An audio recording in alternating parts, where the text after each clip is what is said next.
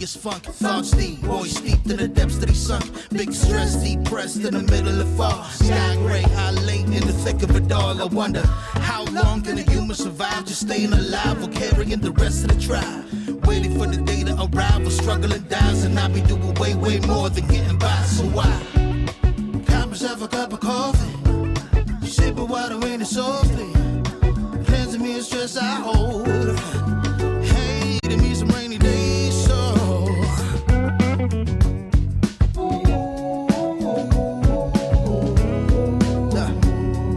I needed me some rainy days, so no rest for the weary, so we teary eyes realize life is so much more than just living the day. Every day I can sit and reflect and breathe and connect to myself and all that I've been given. See, giving up is not an option. So when I'm looking at gray skies, I'll be adopting a new way to deal with a test. Lord, relieve me of stress, the rain be looking like what blessings dropping. And so I got myself a cup of coffee, sipping water in it softly, cleansing me of stress I hold. Hey, got myself a cup of coffee, sipping water in it softly, cleansing me of stress I hold.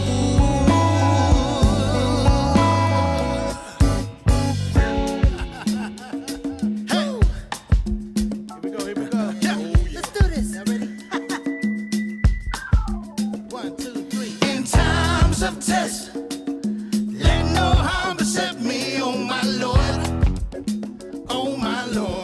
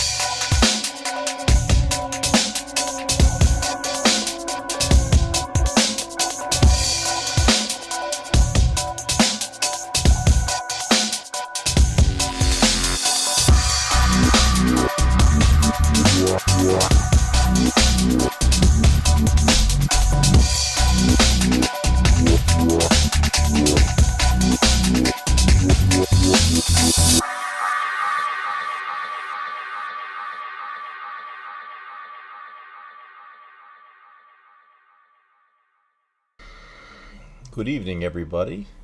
It's Divided We Stand. It's August the 21st. Oh, it's around 9 o'clock Eastern Daylight Time, and I'm Brian Weinstein, and we're glad to have you here. If you haven't already subscribed to our channel, please do so. Dave and I put a lot of work into this, and we would appreciate if you would subscribe to the channel. And if you've not heard of our Facebook group page already, please check out the group page, because it's really where most of our work is done and where most of the communication and commiserating goes on. So please check out Divided We Stand on Facebook, in addition to subscribing on YouTube. We really do appreciate it. So it's another week and a lot to go over. So without any further ado, I'd like to introduce my good friend and compadre on Divided We Stand, Mr. David Price. David, how are you doing? Well, I'm just wondering, we're very much a leftist show. Would you agree? How come you always get the left spot and I always get the right spot? Why is that, Ryan? I can change that. Are you trying to say? No, I don't want you to. I think subliminally. I don't think it has anything to do with direction, Ryan. I don't know what it is. I think that it's just a more comfortable feel for somebody who is leading the show to be on the left. I agree with that. I mean, it's funny because I do the same thing when I do shows. I usually put myself there. And I'm right-handed, and you're right-handed, so maybe that's... No. But what I was going to say was, I think subliminally, you and I do have from time to time disagreements as hey, hi, Anthony.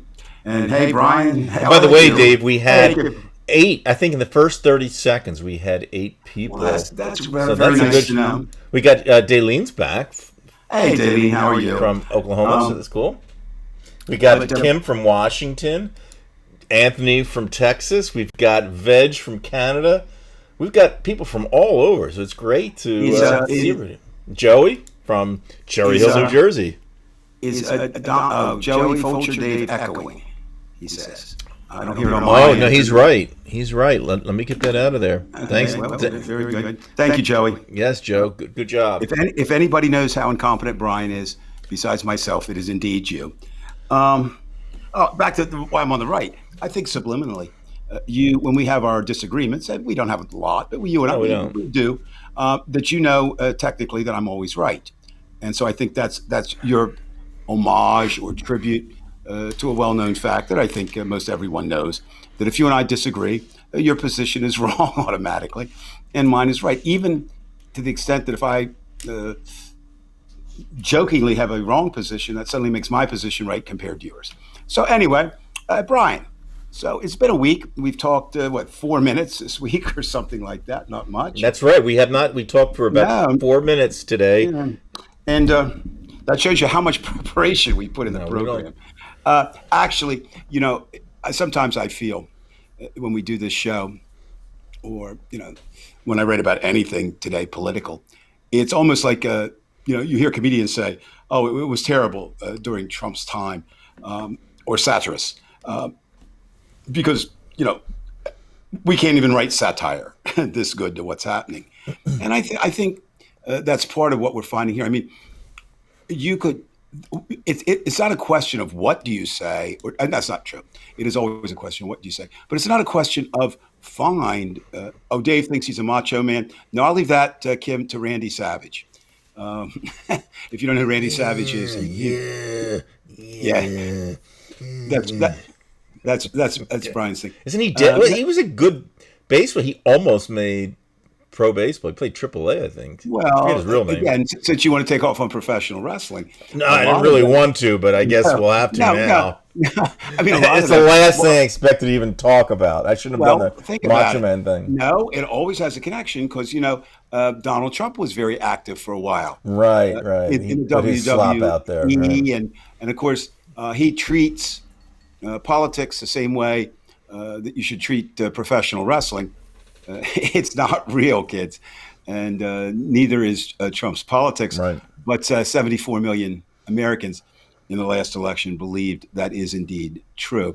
So, Brian, we usually start with you. It's only fair. It's your show. You were kind enough to make me a co-host. But basically, it's your baby. When the authorities come, I will refer them immediately to you. So, with all this going on, and we've talked, ad infinitum about can we get a break, and we're not. I don't see any breaks on the horizon at all.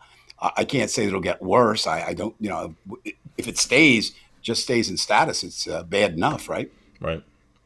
But what's got you the most bothered this week? Well, either continuation of something or something new.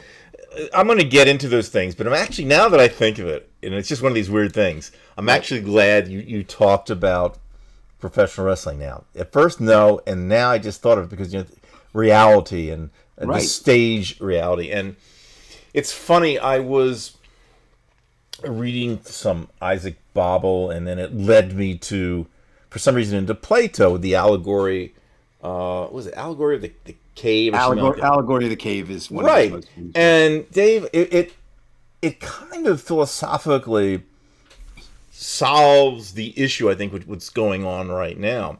And for those who aren't familiar with it, and I'm not very familiar with the story, aside from I remember there were these individuals who were chained up in a cage, in a cave, and they were in chains and they could only move their heads in one direction, and behind them there was some type of parapet, and there was some kind of doll show behind it and a fire, so that the shadows were projected on the wall in front of them, and they saw that as reality. One of the guys gets freed, gets his freedom, leaves the cave, and then he kind of sees reality as he thinks it really is, because he does see the outside and the sunlight.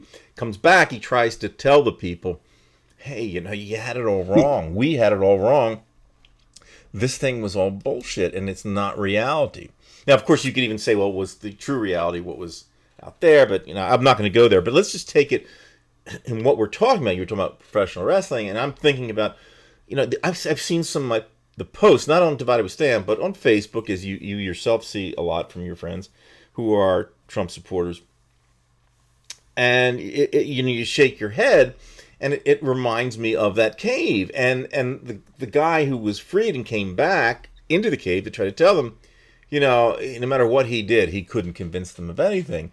And I think this is, again, this, I wouldn't say boredom, because it's actually much more scary.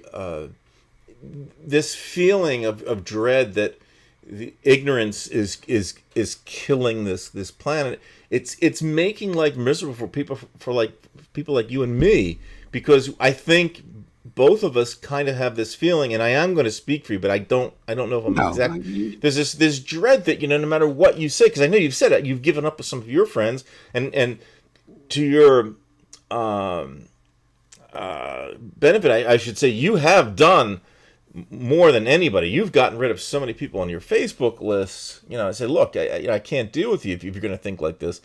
There is really no way out of this thing. We keep saying it over and over and over again. But this thing, Dave, this is essentially a civil war, and you're just like waiting for the match, I mean, you see this guy who went down with some bomb material, and then Mo Brooks is trying to make excuses for him and saying, oh, well, this is what you get when you have socialism creeping into our society.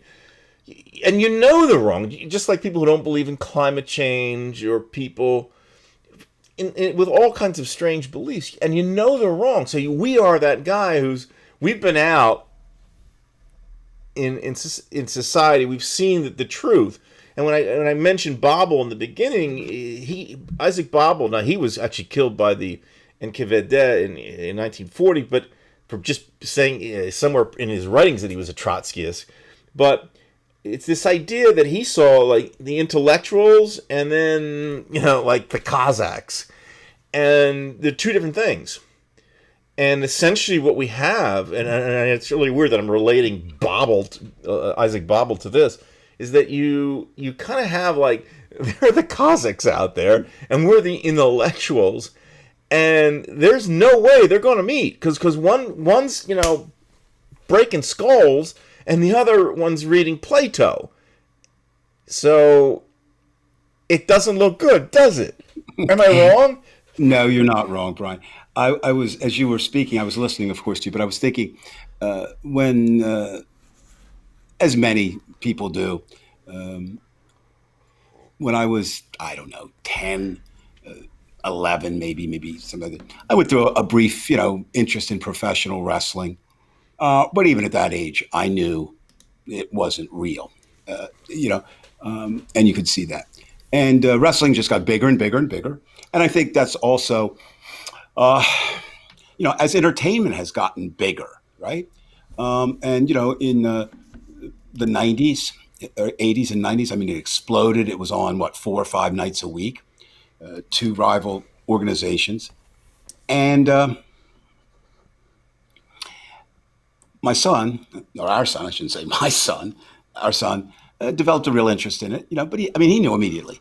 And we would sit there and we would laugh but I wanted to take him, something a father-son bonding you can do if you want to do it. We went to a few wrestling matches together.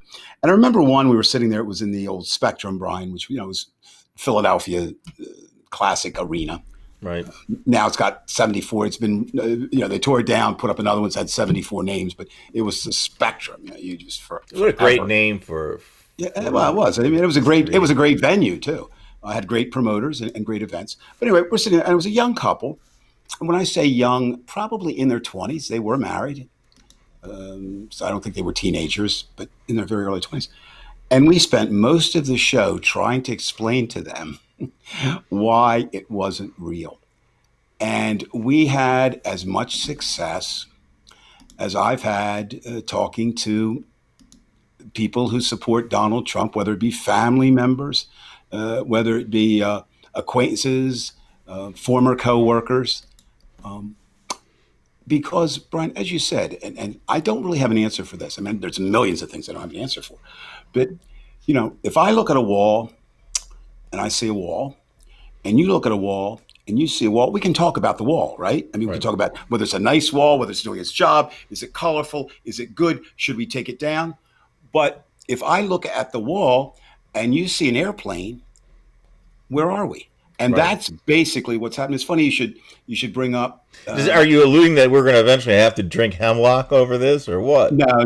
Well, actually, just Socrates, a metaphor there. But I mean, well, yes. But remember, Mr. Socrates did it for a number of reasons. He did it because actually he was a believer sometimes in rules, but also his wife was really a shrew. So there's some question on whether he just did it to escape her. Yeah. That's especially for Kim tonight, since she accused me of being a macho man. But anyway.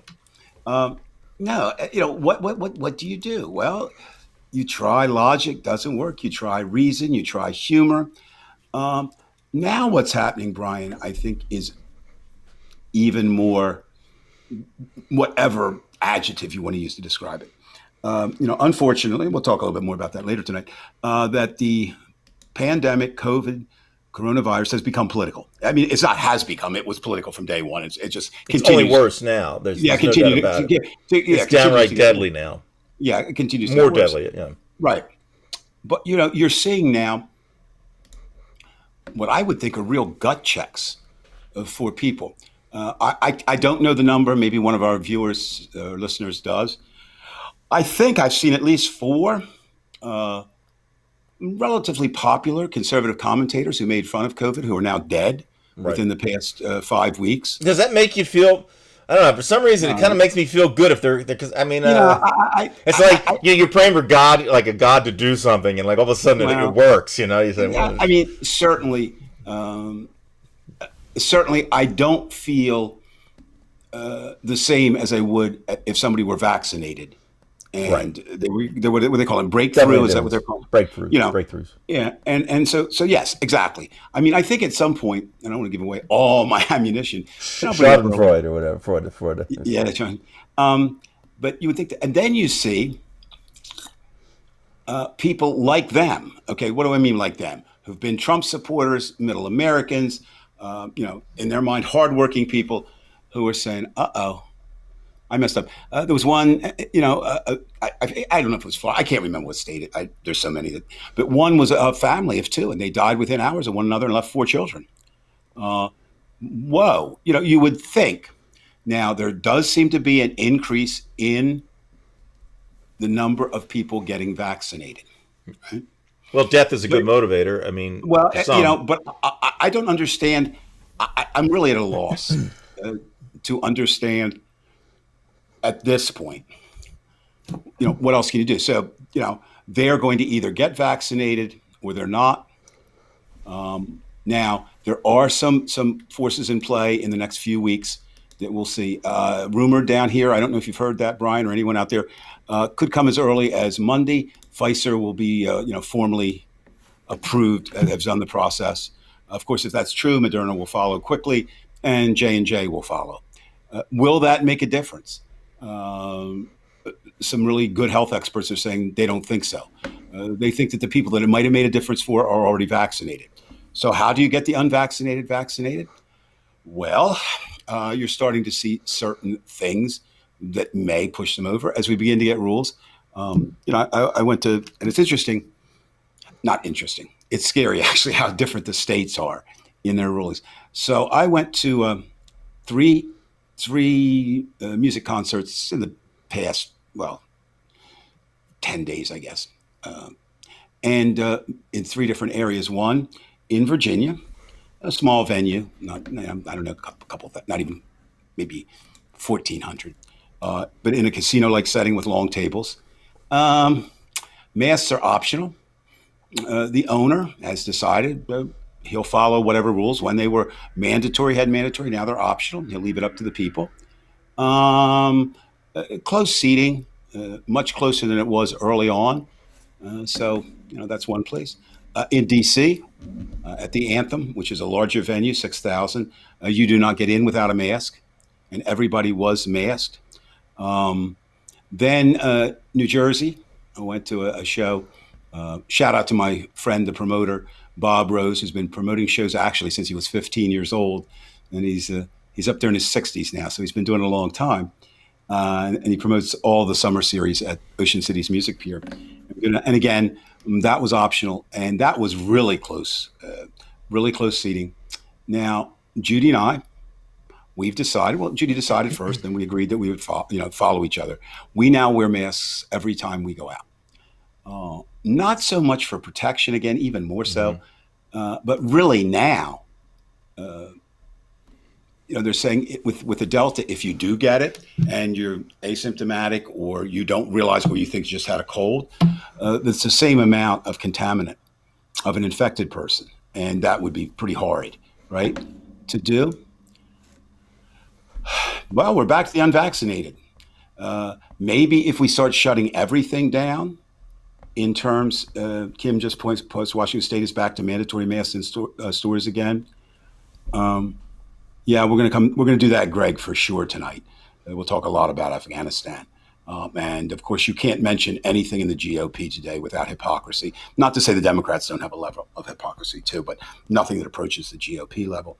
So, Brian, as you get these places, like if you really want to go to a ball game and you have to get vaccinated to go to the ball game, do you do? Somebody just put I forget whom. Just somebody put up there. That was Veg, I think, about with the 10,000. 10,000. Right. And it is a big business. There's always going to be a market for that. And there'll always be people that will pay that money to do that rather than get the shot. How big that market is, I don't know. Well, I guess we'll find out at some point. Kim posted up concerts. I think, too, in a related kind of thing, there's some, and I think I was victim of this, too, not elation, but just maybe we were on a road, right? Moving a little faster, getting there. Delta comes down, and now we're back on that other road, going slowly again, seeing roadblocks put up. But apparently, I don't think it matters. To the unvaccinated, certainly they don't care about their neighbors. And Brian, the end of that is, in America, I've been spending a lot of time recently looking at the founding fathers and the founding for a project I'm working on. And from day one, I mean, literally day one, the big battle was on two fronts: individual versus collective rights, and states versus federal rights. And they're kind of one in the, they're kind of on the same level. I mean, a state is a smaller version of the federal government, and an individual is a smaller level of society. And while they both deserve rights, right? Inevitably they're going to clash. And right now we have a huge clash over, you could take it right from, life, liberty, and the pursuit of happiness. I would submit that I could make a strong case that people who don't wear a mask, aren't vaccinated, threaten my life and the people I love. I think a strong case can be made for that. On the other hand, they in turn will make the case that infringes on their liberty. Well, can we go back again? Yeah. I keep going back to the philosophy of things, and maybe that's a good Plato place. Always a good place to go. But we've said this before, Dave. But this is deeper than just the mask. This is something that relates to kind of like what happened in the '60s with just a different generation, the World War II generation versus your generation, to some extent mine, and there's a big roadblock, and now it has the added poison of racism added in there, making it hip to be able to say certain things, and this is why I think that this is such a powder keg. This is I'm just waiting for you had that one Kyle Rittenhouse, and now they're all out there. I mean, and they are literally trying to help him out, and that's another son of a bitch we could talk about. Well, but I don't want to because he doesn't deserve it. They're also prosecutors are looking at the names of everyone who contributed to him. Right. So it's a battle. I mean, right. It's a battle. What I'm saying is this thing is, and again, I say this over and over about the meantime. like, yeah, maybe we will take care of it. And you've said yourself that eventually, Biden will win the election. But these kind of things take so much time, and still, there's really no guarantee that it's going to work. I mean, it kind of looks like in 2022 that a lot of these situations in Texas and in Georgia and probably in Florida and some others are going to make it so difficult for Democrats to win. Well, And they're going to win because of this. And we've said they know they don't have the numbers behind them, but they have this entrenchment into the laws. This cheat. How much more can we take? Because this is it's just going to go on and on and well, on. And until it's stopped. Now, how do you stop it? Who stops it? That's open for debate. But I think, I don't want to have false optimism. But the first fact is we don't know. Let's take 2022 because that's the next upcoming election of great social import. We have no idea how that's going to go, right? That can change with the day. It can change with a court ruling. It changes state by state. It changes area by area. But certainly the Republicans are making a concerted effort to do two things: to make it difficult for voters to vote. But you got to remember, Brian, at the same time, it makes it difficult for their voters to vote. Right, but I think they've weighed that out, haven't they? I mean, that's what I mean. wonder. Like, for example, with these recalls, it's only in Maricopa County. It seems like they're okay. targeting the areas where they want to make it difficult, not necessarily the other ones.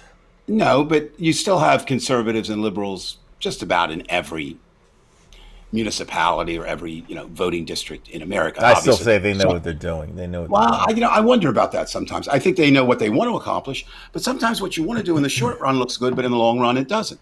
Okay. Certainly, what you're saying is with certainly there were people who thought non-vax. Rudy Giuliani knew what he was doing, and it certainly proved, his high point. When you love to see him go to prison, woo. Well, Donald Trump thought he knew what he was doing. He didn't get elected, right? So we have to wait that out. We don't know. That's the first thing. Yes, they're doing certain things to make it difficult. How difficult do they make it on their own voters? That's one. Second, sometimes if we really get that they're the enemy, you have to focus all your efforts on defeating the enemy. You said, Brian, and I'm sure you're right, they've targeted certain areas. Then those of us who have the wherewithal, whether it's money, whether it's time, whether it's effort, whether it's support, whatever we can give, liberals / Democrats, whatever you want to call it, we'll call it Democrats tonight, have to target those areas and make sure if the polling place is 90 miles away, right, and only open for 3 hours, that you have enough transportation to get those people 90 miles. It shouldn't happen anyway, though. That's what I'm saying. You've got to do something. I don't disagree. This is completely out of line. That's fine. And I agree with you. But, in that cave. If I have to keep chasing it that way, then, we're going to eventually hit into Nazi Germany again, where they're just going to take over. See, again, there are indications that could happen. Yes, Veg.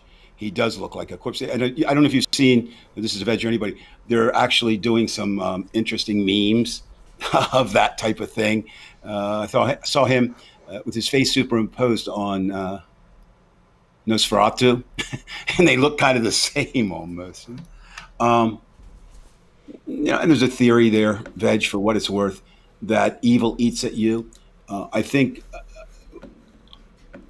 a poster child for that is Hamilton, New Jersey's darling Miss Conway. Oh, horrible. But I mean, did you see how? I mean, she was not unattractive at one point, but at the end, it was like evil had taken over her face. I don't know. So this is evil. Okay, I think we can say that. What they're doing is evil, Brian. Does evil win? Not all the time. Does it win some of the time? Yes. Do we know the outcome? No. All we know right now is it is evil. And whatever that means to you, and I don't mean you, I mean all of us as a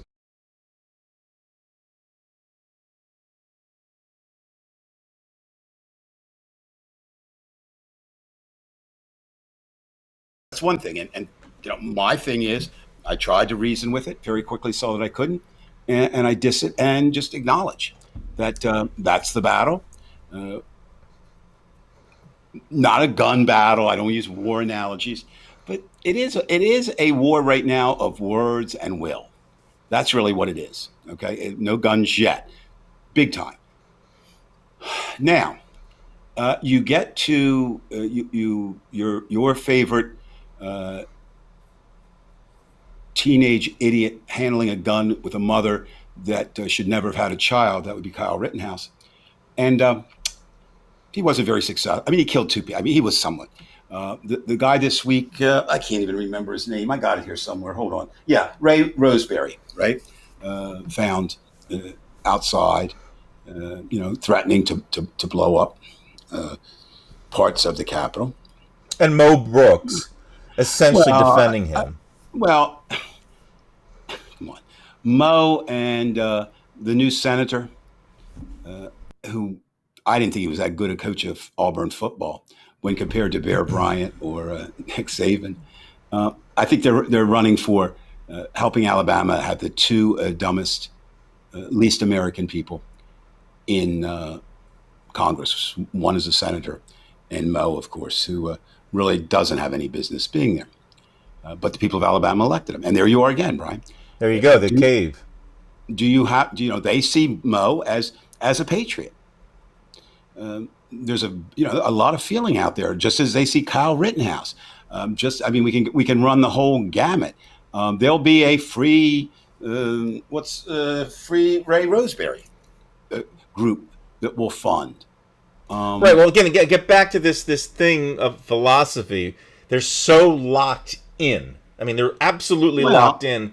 There's no way around this thing. That somebody's got to die. Well, or lose. I mean, I don't think they're very. They accept this losing thing very well. Until nationally, I can't talk about state elections or local elections. Nationally, here's what we have: the battleground. Okay, the territory is pretty clearly established. Rural America, wherever it exists, is going to be Republican. Yes. And the coasts are going to be Democrat. Urban American, wherever it exists, is going to be Democrat. So the battle is suburban America. That's the battle. It's the only place where there's like the two sides, right? And there's dangers for both sides on that.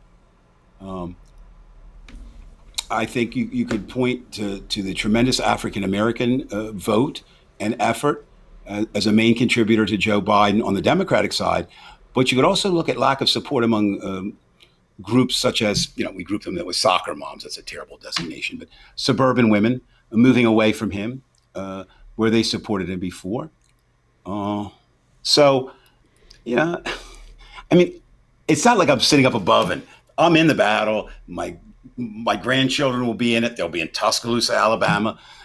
Sometime next year, they get out of Australia. So I have family in Alabama, that I care deeply about. But still, at this point, nobody can say the outcome, Brian. So until the last battle, I say we just continue to fight as best we can in what we do, and continue to support each other. But also, there's something different than the past, Dave. I know I'm what you're saying. That. You've eloquently talked about the '60s. You understand the '60s more than anybody that I know personally. Just think if I hadn't done drugs. Right. Just if I had done some. No, I think you almost had to, because that gives you an insight into. I'm not promoting it, but yeah. No, I just think that there's something. Give is. an example. Let's give. This is only going to take 4 seconds, okay? But I think you need to see this. You've probably seen it yourself. So let me entertain you and all that shit. All right. Let me see. Okay.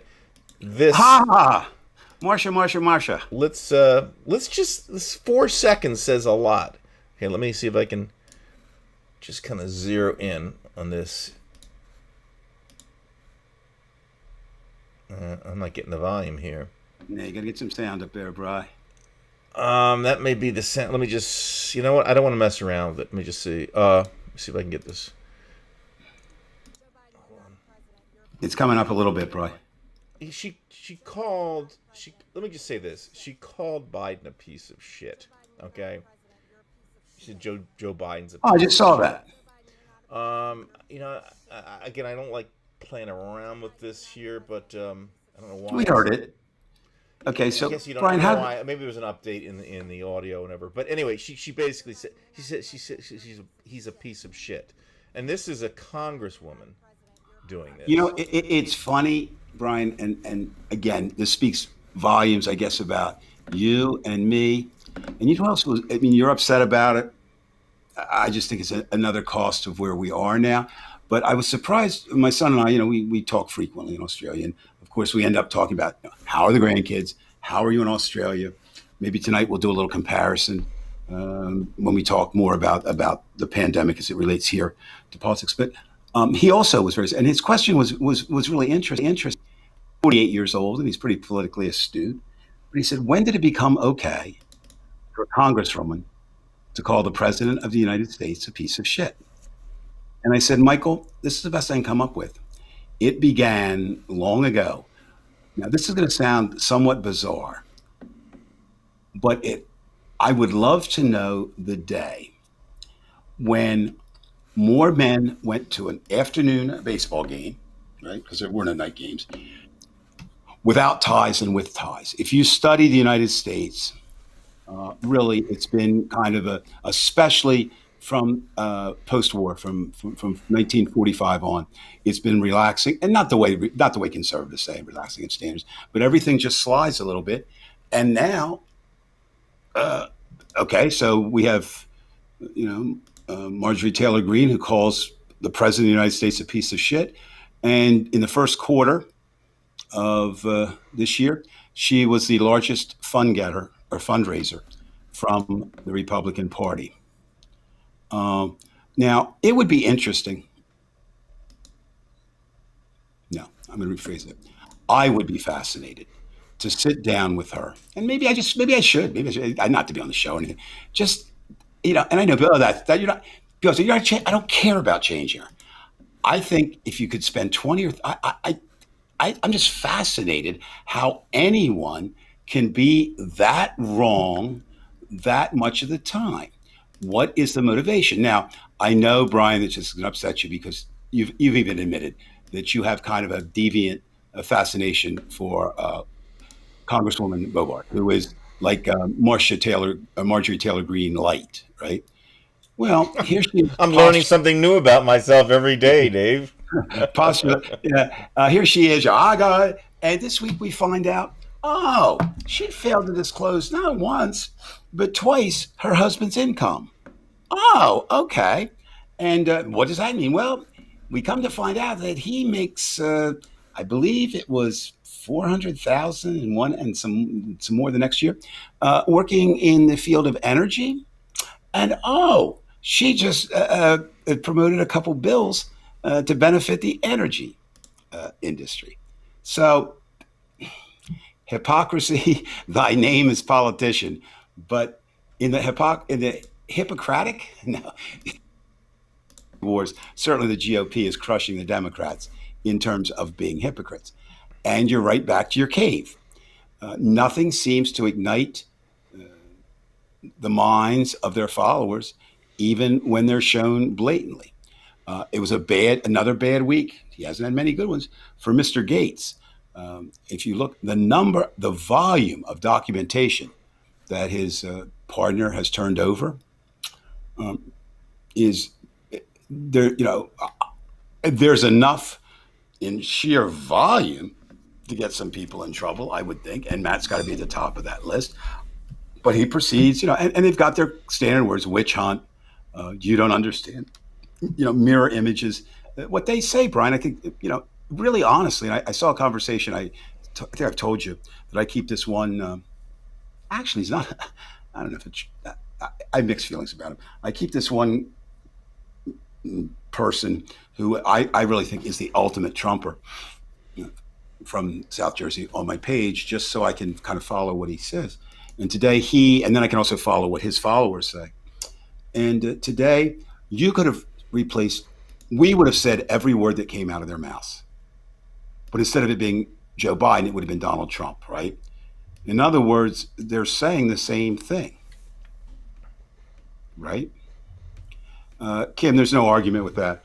I think certainly he played to the divisions that were already there. He was a catalyst for making it more divided. And I think the biggest thing, just like maybe the danger of Marjorie Taylor Greene calling President Biden or any president a piece of shit, is that suddenly becomes okay from that level. And Trump made things that are not even acceptable for human beings. The idea that it's okay for the president of the United States. And something I was going to hold off for later, but we're there now, so I'm going to bring it up if I may, Brian. Living in Washington, D.C., I'm not saying this, oh man, wow. You meet people, right? I mean, you have to. You're out and about, and you're in the city, and not that they become your best friends, and especially for the position that I held for 3 years in the museum, I met a lot of people. And one that, we're not drinking buddies, but we certainly had more than a couple conversations, is Jeffrey Toobin, right? The former CNN lawyer. And I know that you admire Mr. Toobin's way of handling Zoom things. What would ever possess someone to think that it's okay to play with your junk in the middle of the Zoom? I have no idea. I'm going to leave that one alone. But now he's back. And this week, I don't know if you saw it, he presented a case why President Trump should not be tried for criminal charges, even if he did criminal things. Now, that's not, pulling his pud on a Zoom conference and those kinds of, aren't the Jeffrey Toobin I knew. All right, they're just not. But I can't say what happened. So let's look at it at face value. Let's say he really does believe that. Well, what does that teach? It teaches the president above the law. You can't do that. You can't do that. And the people that are arguing, I said, well, it's never been done before. Well, we didn't have to do it to Nixon because he resigned, all right? We didn't have to do it to U.S. Grant because he was charged with driving his carriage too fast in Washington, D.C. He's the only president to ever receive any kind of police summons in the history of the presidency. But Trump is an unusual case. He is, well, let me just say this. If he is the norm, then then it is a lost cause. The good thing about Donald Trump, there's no one else of his popularity in the Republican Party. Your favorite governor from North Dakota, Governor Rome. In fact, which one do you like better? Do you like Boebert better or Rome? I know you have some thoughts about both of them, impure thoughts. Noam and Boebert. Yeah, I know you have impure thoughts. Kirsten. So I think Boebert. The reason I think you're attracted to Boebert. Well, Boebert is the worst. She doesn't even have a high school degree, so that already. But Noam, she's first of all, she lives in a state with 83 people. Yeah. Well, how do I respect this person?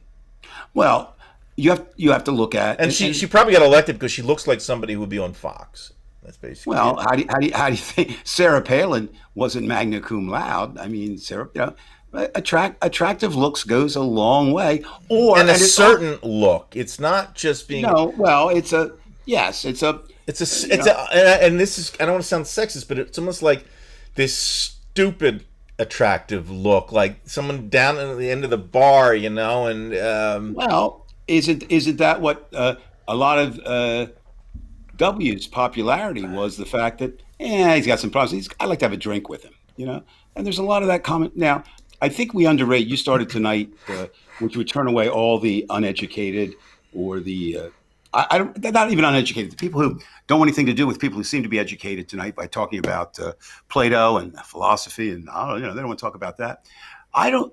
You can't really underestimate the hatred that again, basically rural America has for the coast elites who go to the best schools and then come out and tell these people what to do. Well, the problem is, isn't that one of the roles of government? I mean, isn't that one of the roles of government is to tell people what government is supposed to do when it's working is look at the entire picture. And they're the ones who are supposed to enforce the idea of when individual rights conflict with group rights. They're the ones who should work to make sure the group is more protected than the individual. And so, of course, these people, they really do. I mean, I don't know if you ever had that. Growing up, you didn't grow up. You live now where I live. But growing up, people used to say, "Oh man," like my friend Kim tonight said, "That's a macho guy." Well, I used to get a lot of the opposite. Oh, he thinks he's so smart because he uses all those big words. So that's not why I did them. I mean, I think words are important. I've always thought words are important. A big word in the right situation works better. Every word, there's a moment for every word in the English language. Every word. Even piece of shit, which is not a word, it's a phrase. But it's knowing the moment. So you've got this anti-urban, anti-intellectual, anti-liberal, and of course, the Trump of all, which your favorite Alabama Congressman Mo Brooks alluded to, socialism. Socialism is now just use that word, is now the boogeyman that the word communism was both in the 20s and 30s, and then once again from 1946 up and through possibly 1980, right? So, and so far I haven't given you one method of what to do about anything other than to fight. Now, where people get overwhelmed, Bri, is what fight do you pick? Oh, excellent. Excellent question, Anthony. I've been following that. Okay. So first of all, let me, on the behalf of my home city, Washington, D.C., invite any viewers who are available on August 28th to come to DC, and that's going to be the big rally for Protect the Vote. Okay, Protect the Vote. So that's projected to be a large crowd. Now, the one on the 18th, I think, right back at you, Kim, right back at you. The idea is,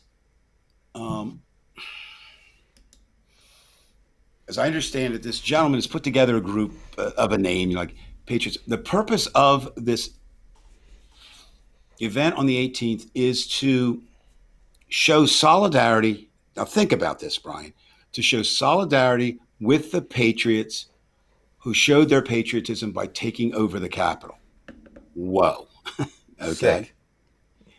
And to protest the treatment they're receiving by being forced to remain in jail.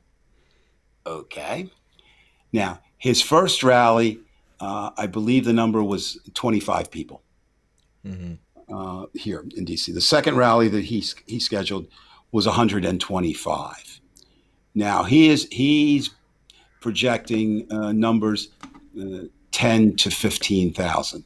It's a big jump, right, from 125 to 10 to 15,000. But there have been surprises. Okay, there have been surprises, and I know that already, Anthony. To get back to your question, which I'm trying to answer as best I can from what I'm just following here, I know that authorities say that they're already going to be on high alert. Whatever that means, and I don't mean that whatever that means is a bad thing. I mean, we don't always know what that is. So I don't think they'll be unprepared. If there was any unpreparedness, as there was January 6th, and I think there was some, they'll be ready for it. The second thing is you don't have a president who supports it and calls for it, and he won't let it play out, right? So, and it's interesting, if you do come down, anybody on that date, come on down. That's the day I'm doing one of my trial runs for the, here's shameless self-promotion, one of the trial runs I'm doing for my tour for the Smithsonian's about protests in D.C. And it just works out. This is just a trial run. But Judy's roommate from college and her husband are coming down. And she said, you got to call Sue and tell her about this, in case they don't want to come that day. And we talked about it. I said, really, I'm not worried about it. I mean, yeah, you don't, it's not, how can I say this? When you've been in protests a lot over a lot of period of time, it's rare that you get swept up. Do you know what I mean? Unless you let yourself get swept up, you can walk away. Now, the largest pro-Trump crowd that I found myself in was, I think I mentioned it before in the show, but for anybody who wasn't listening, when the Smithsonian's opened up the first time, we got off, and anybody who's familiar with that knows that there's a metro stop right at the Smithsonian. You come up and you're right on the National Mall. And we come up and suddenly, I didn't know the number. I later found out it was 10,000 Trump supporters and evangelicals / both there. Not one wearing a mask, and this is still in the pandemic masking times. And so, I definitely wanted to go in the middle of them and talk to them just to mess with them. But Judy Weiser, I remember that. The wiser part of our relationship, she wanted to get back on the metro. I said, well, let's compromise, because we were going to the American History Museum. I said, I know this place, so I work there, right? That's the one where I wanted you to get some videos. Well, yeah, she said, tell Brian to get his ass down here and get it. But I would have, Brian, I would have. Yeah. No, the idea of it is, as I say, you have to know. Well, that's kind of when, I guess, Kenny Rogers, who we're talking about philosophy, that great country and Western. And I did do that. The only thing is, Anthony, we were all on the same side against Jefferson Van Drew. That takes some of the fun out. I like to be on. And that's in my own district 2 in New Jersey, which that's why I say I can't push on. We have members like I think it's Melissa's from Alabama. We've got Daleen from Oklahoma, and these are all places that have some real Trump strongholds. But it's you know as well as I do around our district. It's basically the same thing. It's just that we're in a liberal state, but this county, you have a Democratic turncoat. I mean, yeah, he's worse. You talk about an opportunist, right? Right. What is and it? They're the ones, ladies and gentlemen. I said this last week, I believe, but traveling through this area as I was going down to Virginia, I saw these large flags that said "Impeach Biden." And as soon as I see "Don't tread on me" or something like, "Impeach Biden" or the Trump sign, you know where you are. But you would have expected that I had been someplace in Tennessee, but no, it was right, 15 miles from where, not even that, 5 or 10 miles from where it's hard to believe. So I'm not one to try to say what's wrong with these states, because I know what's wrong, because it's right down the street. And Brian, you were talking earlier about the 60s. And of course, this brings up a time of the Civil War. So what's the same and what's different? The same is that we're divided. I think the two biggest differences is there's no geography dividing us. In the Civil War, basically, for the most part, it was the Mason-Dixon line. Then there were the Western states that were battlegrounds on both sides. And then you had the New York merchants who secretly liked slavery because it benefited them in economic terms. In the 60s and 70s, it was a generational war. It really was. They say now it's like the Manson-Dixon line or something like that. It's like you said. I mean, we live, as I keep pointing out, but I'm just grateful. I mean, that we live here because it does give me respite. I don't have, if I were living where you live now, oh my God, I'd be at the Amish farm market. They have knives there, but I would still be there every day arguing with those people. Yeah, what's with the? I'm kind of being abusive here, but the Amish are very religious. The one thing that I don't go there. I go there once every 5 years. In fact, I'm thinking of getting some shoe fly pie there, folks. But which is good, shoe fly pie. Which is very, very Not good. Much of it, now, the only problem is, and it grosses me out, I don't like to see warts on people's. And I go there and I see their hands, and they're making their donuts, and I don't know if it's because they definitely marry like their second cousins, the Amish. I mean, no, really, it's Brian Weinstein, America's leading there's expert on the something Amish. really when you start seeing hold it, that eye is not really lined up with this eye. This one's like up. Like when you draw. If anybody remembers Napoleon Dynamite, he draws this girl's face for her, and the eye is like a half an inch or an inch out of place. this is reality with these people. Well, And they're the biggest hypocrites in the world because, they say they don't like electricity and blah, blah, blah. Well, when they work at the market, they're making money. They've got everything on. It's just, they go and home and they're dressed like interesting thing, 1840. before we target the market to come after him as Trump stronghold, I have no idea what the market does. I just know that's where all the people I know of my age group go on the weekends for coffee and reinforcement. And maybe, you know what? I just saw Gary tune in. Maybe we could send Gary undercover there, at the Amish market to find out, since he also lives where I did. But don't. Not, am I wrong to say this? But Dave, when you go in there, I mean, there's a certain look. Are you talking about the Amish? It's almost like that movie. Not quite like the kid with the banjo, but there's a certain look, and you say, Jesus, there's, and it's not just the what they're wearing.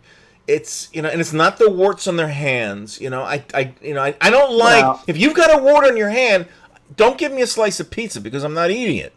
There's something about it that's really. I'll remember that if I ever come visit. No, you. I mean it's like Joey,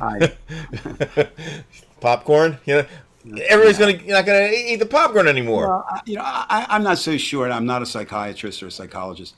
I think it may be. You naturally pick up on them, and them. I'm talking about someone who rejects all the conveniences, supposedly, of modern life. They're going to take a certain look that is different, and than a person who embraces that. So it may just be, you say it's not the clothes. It's a combination of things, I'm sure. Plus, we go in with some preconceived ideas. All right. The idea of it is we know that they're rejecting that part of the world, and so do we think of them as I don't know, backward. Stephen King, I see, is up there. Good. Hey, environmental coffee house person. By the way, if that is Sandy, and it's nice to compliment. She's going to get a lot of rain from this hurricane. Oh no, she's on the other side of New York. But it's supposedly going to be going west. They don't know yet. After it goes through Long Island, they'll get some rain. Oh yeah, they won't get the winds like that, but they'll. Just think for a moment. All right, is a storm political? Well, let's look at it. Yeah, well, they should name it after every Republican that's evil. Well, what I'm saying is, think about it. If those of us who believe in climate change, which is 97% of the scientists to begin with, who are the experts, but all of us who do. I think it's pretty hard to say that, we're seeing things that we didn't see earlier. Severity of storms. Now, not to say, storms have struck New York before, but hasn't been one, Sandy only glanced it. Hit it. It didn't hit as hard as it did the Jersey coast. Normally, we're seeing weather pattern shifts. Now, Judy, my wife, is not a scientist, but she has some anecdotal things. We went to the shore, we go into the ocean, and she said, my God, this is the warmest the ocean has ever been in August. She said, I think this feels 10 degrees warmer. So, it's out there. So, and you've got a political party who's denying climate change, who denies, basically, I don't even know if they deny climate change. They deny science. And, how do you, and that might have something to do with your friends at the Amish market. They deny science. Now, how do you deny science? Well, you got a couple options. You can say, I just don't believe it. That's one. You can say, God trumps science. That's the second. And you can say, science is only a Democratic or the other party's ploy. And yet we find, back to my favorite word for GOPers, hypocrisy, we find that while they'll do that, Governor Abbott recently. He's another winner. Had a breakthrough thing. There are reports. He had to get his Regeneron and from third. Right. From reliable vaccine. People who in the Texas State House who said he was freaking out. Now, you explain to me, and this is a rhetorical question, not an absolute question, how you can get the shot get your second shot. By the way, he's more like Angelique, I'd say. Angelique was evil. Barnabas had some good qualities, but Angelique was horrible. And you come up there and and you do all this and then you're terrified and you want everybody around you and you don't get to see them unless you're vaccinated, and yet go out there and tell the people what they apparently want to hear, which puts them in jeopardy of dying. When people can explain that to me, how you go to bed at night doing that, I don't quite understand. I see it. I'm certainly not any paragon of morality or virtue, but that is something I could not do, and I don't see how anyone.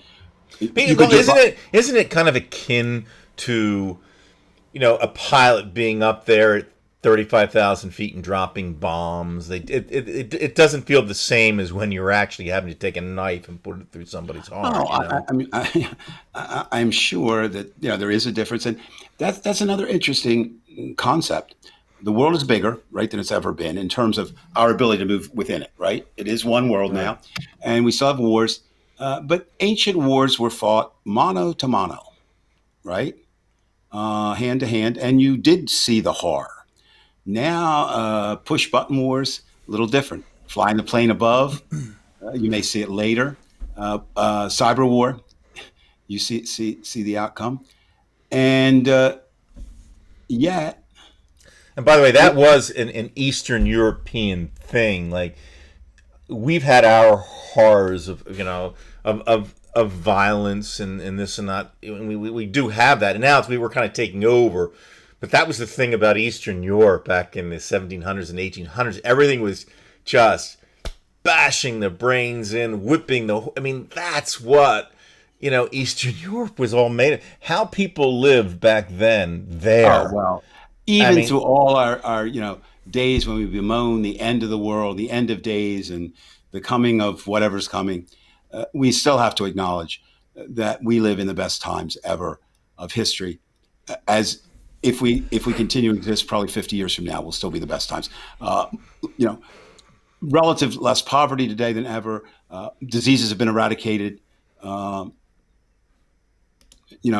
whole kind of thing. But I think the converse of that is we should be so much better than we are. Like, it's like we're better, but we're not better enough, if that makes any sense. Well, let me go in a different direction on what you're saying. Right. You say we should be better. So I've been part of this program called Tandem, where you talk to other people from other countries. I like speaking with Russians on the weekends, right. And so I went all for it. I wanted to find people from all over Russia, and so I found a woman who's actually Russian, but she lives in Sweden, and she was talking. She's an intellectual, and she was talking about. Well, she just laid it out there. She said, most of the problems we have in Russia is where it's not people against people; it's people against authority. That's been the thing, and it's just been one or the other. And I don't know that I agree with that really, because I don't find that to be true. That in itself might be a political stance in Russia. But I said to her, I said, we've always had the divisions, just like we talk about, Dave. We've always had these divisions. Maybe with the exception of World War II, we've had the divisions. And even there, I would dispute that. And then there's some issues with Lindbergh there and all that. But the thing is, and it's okay to have the division, but as I said to her, there's a big difference now. Since we've had Trump, the division, we have monsters linked to this. It's an ethical issue. It's a philosophical issue absolutely. Of good versus evil. Now, something entirely different. And I was saying that Russia will need that kind of thing. They don't have that yet. Well, maybe they have some of it, but again, maybe she's denying it, which again might show that she is a pro-Putin person. I don't know yet. I don't really want to get into it, but. What I'm seeing here in this country is, again, and this comes from just 61 years of experience, and you have more than I do, there is something markedly different. And as you say, okay, the geography is out of whack. It's not the Mason-Dixon line.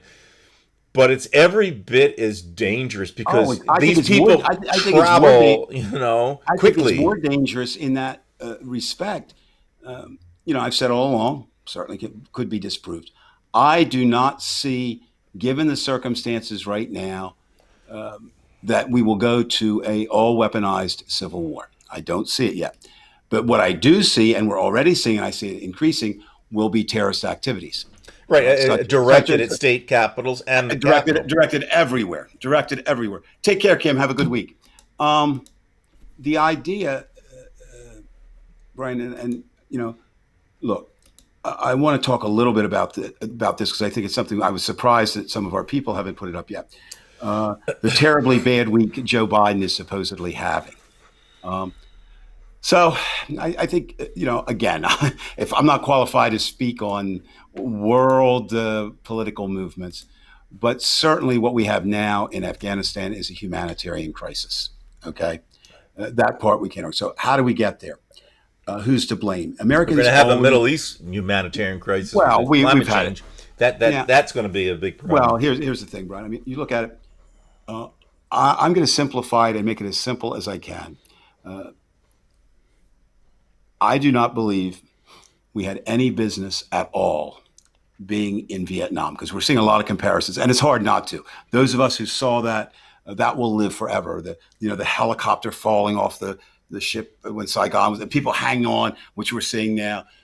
People were actually, I mean, can you imagine being so terrified of remaining in your homeland that you're willing to hang on to the fuselage of a plane? None of that. You're going to see some people get their ass beat at the airport. It's going to be like already, Reginald Denny, There was a great story today. I mean, a powerful story for anybody who has access to the Washington Post online about written by one of their people who was trying to get herself, and I believe it was either 9, maybe either 11 or 12 from 2 other families out.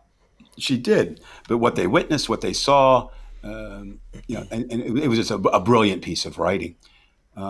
Well, I'm going to submit that indeed there are parallels between Vietnam and this beginning, which we shouldn't have been in Afghanistan either. Now, let's look. What's America's involvement with Afghanistan? Reagan and his people pretty much supplied them weapons and training to battle the Russians. Now, I'd like to pause there for a minute and think, Brian, you more than anyone I know on a personal level know more about Russia than, like I said, anyone I know personally. But I think I feel relatively safe in saying Russia, which is much closer and really has more to win or lose by keeping Afghanistan under control. If they can't win over there, how did we even anticipate winning, right? And we never clearly defined what winning was. We go over there, and the initial mission, as I understand it, was to stop the Taliban and to rid or make it impossible or extremely difficult for Al-Qaeda and other groups to train terrorists there and hide there. And basically mission accomplished. But then we stayed to do, which we don't do very well, I don't know any country, nation building. We're going to build a nation. Now, you can make a very strong argument, and it would be a true argument, that the Taliban was a minor player at that point, from being a major player to a minor, which made lives much better for women and whatever a dissident to the Taliban is. But unless we're going to be prepared to stay there forever, I don't see how you would have accomplished a nation building exercise. And if you have to stay there, did you really build a nation? And I was talking to someone this week a former State Department worker who was involved in a number of incidents like this, where we went into countries. And she actually was somewhat of an expert on the Middle East. And she said, it's an impossible task. She said, it would be the same as if true communism were to be instituted here. People wouldn't really understand it. They wouldn't accept it, right? I mean, they just wouldn't know. Over there, they don't understand democracy. It's just not a concept that they've ever had. I mean, they've never really had it. And when they do, it turns into American democracy. What did your boy do? the head of Afghanistan, he ran. He Took took his off. tail. And now, again, First shot, he left. I don't like to report rumors, but again, with Donald Trump, I wouldn't put this past him. There's a report circulating down here that there was actually a deal made, a monetary deal made, where he had secured, I think it was 215 million, and would get out.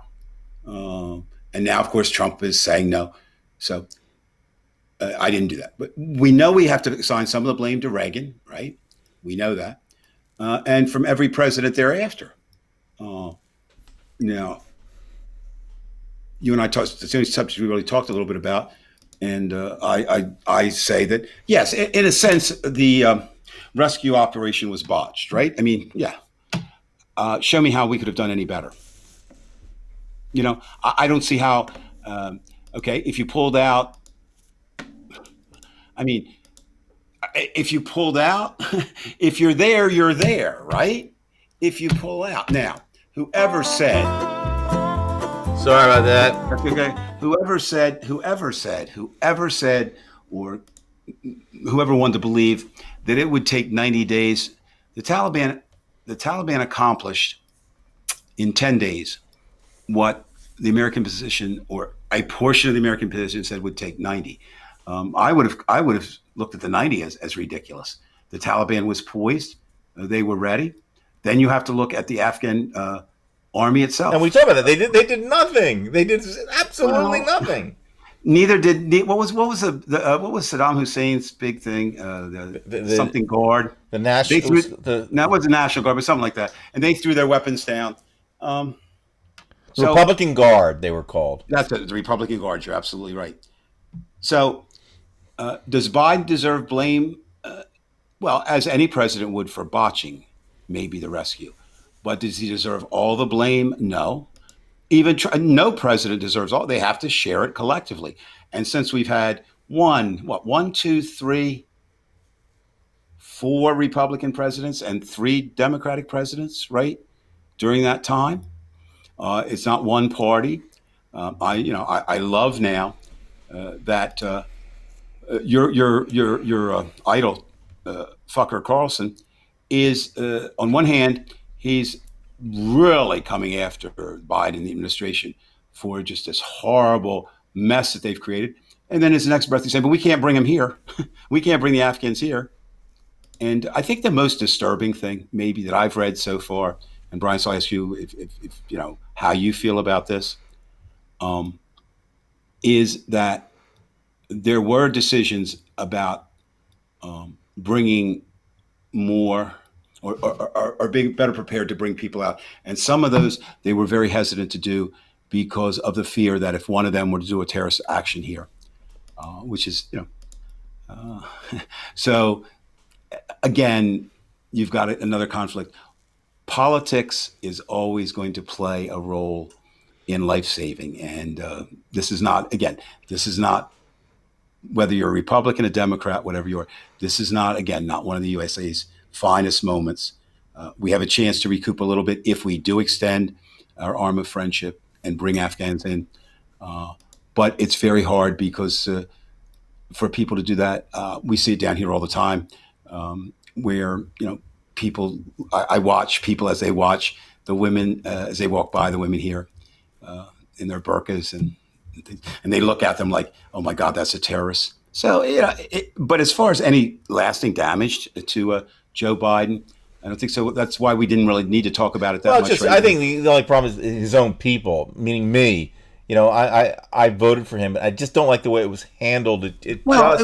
I know, but I think you have to. I mean, again, you're not out there calling for his. No, I'm not. And I told you on the phone that there's been one good thing I've seen that you can clearly see that. We will be. The liberals are able to criticize each other. Where when you have the Republican Party and the Republican media, and I say the Republican media because that's what it is. Oh, they've got three. Three news organizations. There's no criticism. So you see how it's so obvious. Like we are the guys who left the cave. And we saw like the people who had it all screwed up and wrong, and we say, look, it's so obvious. But yet, I'll get a call from my Trumper cousin, and he gets so exasperated with me because to him I'm the intellectual and he's the, you know, the And person who yet, never got through school. and yet, when I met him, Trump was not on the playlist at that No, time. not at the playlist, but it And I certainly became. really genuinely liked Well, Jeffrey. he's a very nice. No, no, He's a no. very people But oriented person, remember, but he is lock, stock, and barrel Tucker well, that's Carlson, and he can't understand how anybody could not like Trump.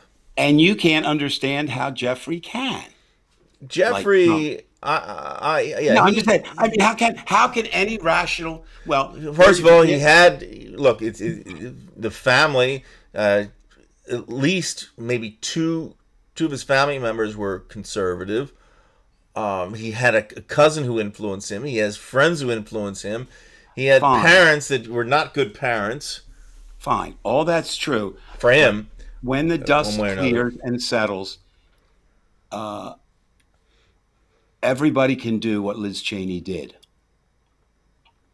Whether you're a congresswoman, a senator, an aide, a voter, or a Republican supporter, you can say, I'm a Republican. I've said it before, but I think it bears repeating. At the last kind of evaluation, Liz Cheney had the most conservative voting record of any Absolutely. congresswoman. So now you have to question, or you would think you would have to question, am I following Donald Trump as part of Cult 45, or am I following Donald Trump because he espouses Christian and conservative values? And to me, the answer is obvious. But for others, it's not. And, the great question is, he got close last time. So there's two great questions. One is, will he be able to run again? My gut feeling is no. I think somewhere along the line, there's going to be charges that stick against him. I know everybody's impatient, but the justice moves slowly. And even if he does, can he win? And we won't know all that. Brian, Well, doesn't he have to try to win? Just because he's in legal jeopardy. I mean, that idea of being able oh, to, everything. I mean, come on. and his family's in legal jeopardy, Well, I find it interesting. and he will try to take over. Well, It'll be an autocratic regime if he does win. oh God, that was the trial run for authoritarian Trump was scary enough. When Given we a say second trial, term, it was a real attempt, not there was just no, it wasn't just a no, no, practice. no, It no, no. was like No, well, it was a heat. That, I mean, actually, no, it yeah, was. well, yeah, no, I guess I did use a poor choice of words there. It turned out to be a practice run, but I guess the difference is, okay. Here's what I think. If we're going to draw something good, we did stop Trump, but it's this way. The other night, I only follow really two sports teams anymore: the Villanova basketball team and the my Philadelphia Eagles, and they played a preseason game and got stomped by the Patriots 35-0. And some commentators were trying to justify that.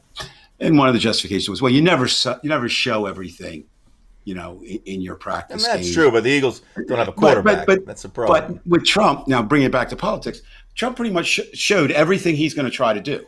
So there could be no surprises. If he gets back in power, there should be anyone who says I'm the least bit surprised about anything he tries to pull off.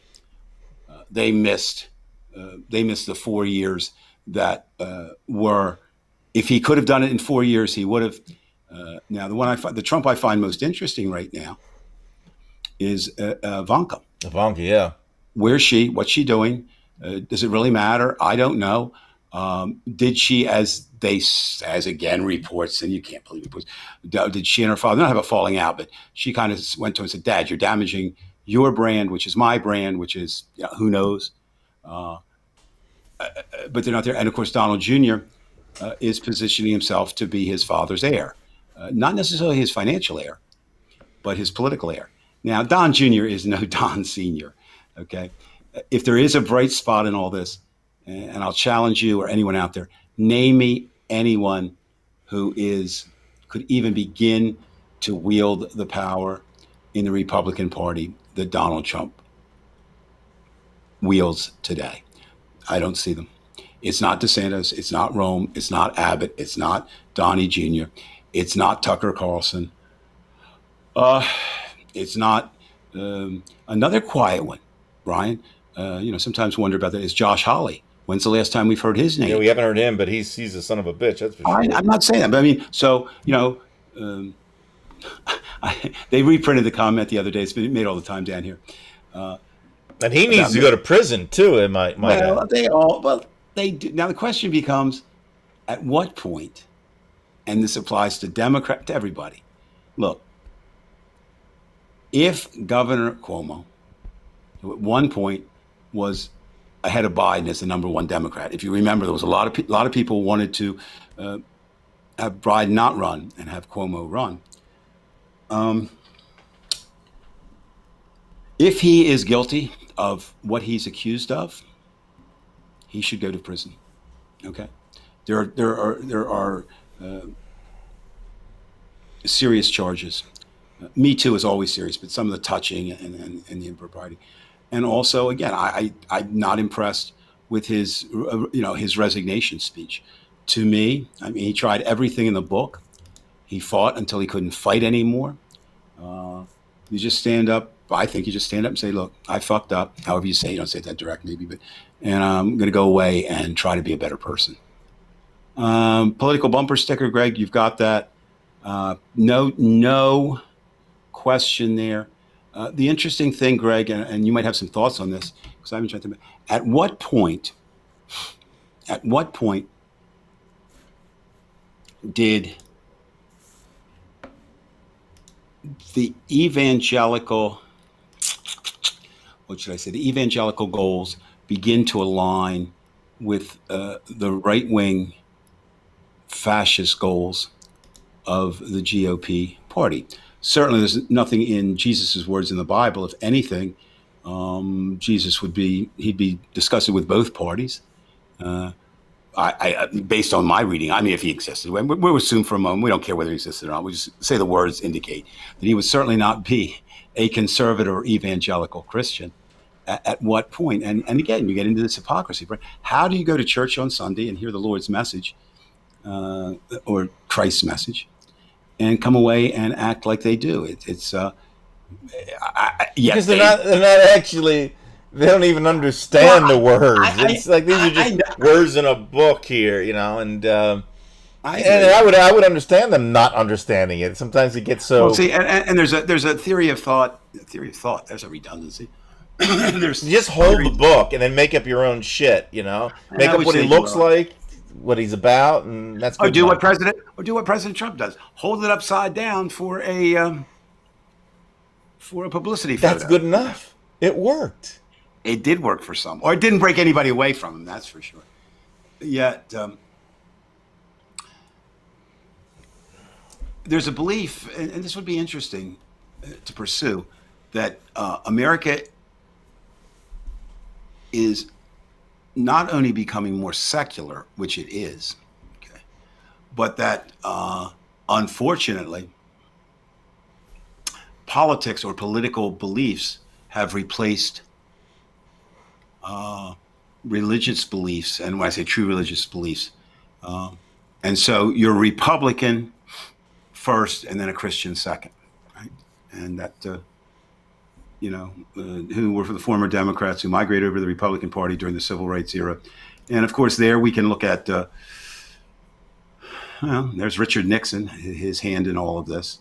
So it's really hard in my lifetime to look at Republicans, trying to be as objective as I can, and say the last great moment for a Republican, I think, was Dwight Eisenhower's warning as the president after he left it 2 terms. And Dwight was an unusual president in that he was not political in the sense of entering. He'd kind of been a quiet Republican, but he was a major war hero. And of course, being a war hero credited with, winning, being the winning general. But he warned us against, and his last words were against the military-industrial complex. And I think through all, that's a thread that runs up and through Afghanistan. My numbers may be wrong. My wife watches Rachel Maddow just about every night, and I'll walk through and I'll catch a minute of it or something. And the other night I stopped for a second, and they have a report. Two things stuck in my mind with that. One was that we sent 20 planes to Afghanistan, except there was a problem. They didn't really work, and they didn't send any supply parts with them. And that was for 34 million, I believe. Somebody in the U.S. made 34 million selling those planes. Didn't work. And at the end, they had to actually sell them. The only thing they could do is sell them for scrap. And they made something like 6 cents a ton. Anyway, it worked back for that millions of dollars investment. It recouped $35,000. But the even more heinous, and I've got to do more research on this. I wish I had time. And if anybody knows about it, please let me know more about it. There was a gas station, just a gas station, right? So like your Exxon or whatever gas you use, Wawa, that they built that cost $228 million and has never worked since day one. So when they say nobody won this war on America's side, that's not true. The military industrial complex with the industry coming out on top won this war. They don't care. And you see a lot of people, oh, we left all that equipment behind. You think we care about that? No, because the weapons manufacturers will just make new. They don't care. There's some blood on their hands too. I agree with that, Laura. Yeah, one can justify any action regardless of how atrocious, using the Bible with faith in God. Good people do good, bad people do bad, but good people need only religion. And again, my fascination, Brian, I've said this before, I think the Bible is a fascinating book of literature. I do not think it's a word of God. But even if you accept that, it's really two books in one, right? There's the vengeful God of the Old Testament, and then there's his loving son that comes along. And the last He's I slightly better. He's slightly better. Au contraire, my friend. If he were real, he'd be a whole hell of a lot better. Right, but there's still some issues in there. You know what I mean? Well, there's always issues, but I'm just saying. You don't go with me. You're burning. Like, it's the whole thing you get to believe. If you don't believe, that's the most important thing. That's kind of like the first 4 commandments have nothing to do with being good or bad. It's about kissing my ring. Well, let me ask you, which is better, an eye for an eye, which is God's version, or turn the other cheek, which is Jesus's. Now, it depends on the situation. And there you are. Of course, there you are. I mean, there you are. But I mean, of the two, certainly Jesus was not the Donald Trump Jr. to his father's Donald Trump Sr. We're talking about a mythical character. But the idea of it is, what I always find interesting is you talk about cherry picking the Bible, and that's what people do, even though people know about it. If they want the vengeful God, they go to the Old Testament. They want the more relaxed thing, they go here.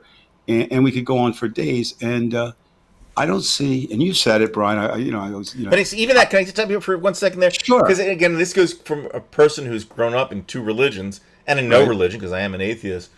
But I was around. First of all, I grew up in a Christian neighborhood, although I did go to Hebrew school, learn to read and write Hebrew and all that kind of stuff. But it's really kind of weird because you would associate the New Testament with a more relaxed, more reasonable, behavior, and the Old Testament with I'm going to kick some ass. And again, this is just my personal perspective. What I would see in my neighborhood. Now I knew there'd be a few Jewish people in the neighborhood of you say about 300 people, be like 4 Jews, and the dog came in when it was too hot and air conditioning. But the Christian neighbors would leave the dog outside. Oh, you just give it a goddamn bowl to be good enough. I'm not saying all Christians do that. Don't forget, because my mother was a liberal Christian. But it's just kind of funny because even though, and maybe it's because in Judaism it's all screwed up, most Jews that I knew were extremely liberal, and they weren't anything about kicking ass. And many of the Christians I knew had they were about kicking ass. Why you have your fundamentals and your Orthodox Jews. Right. Judaism has always struck me as an outsider looking in, and being in some. as a more intellectual, if you will, or a more questioning kind of belief Yeah, if they went to than like the Talmud and that kind of thing, in the dogmatic, the dogmatic. I mean, it still makes no sense. I mean, it's just, well, what kind of I mean, look, you can't get around it. I don't care whether you're Jewish or you can't get around it.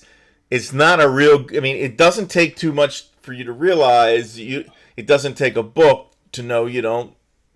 You don't. As we've said before, kick an 80-year-old woman in the ass. You don't need that, okay? And you certainly don't have to like worship these 10 commandments where 4 of them are just begging you to get on your knees and kiss the king's ring. My theory of why so many people join churches.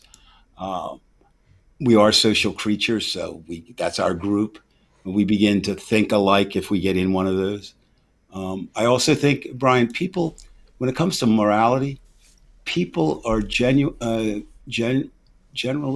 don't want to be troubled with it. So if you can find your morals somewhere in a book, right, makes it easier. Right, but it's not. It's just not there. I mean, yeah, you'll find individual stories. I know it's not, but they're not taking that apart and seeing it. They're going to accept it as that's where go to the good book because it'll tell you what's right, and what's wrong. And then there's my word again. And our buddy Joe. We won't say the last name, but our buddy Joe. Good. In fact, I was just texting him earlier. He's very religious.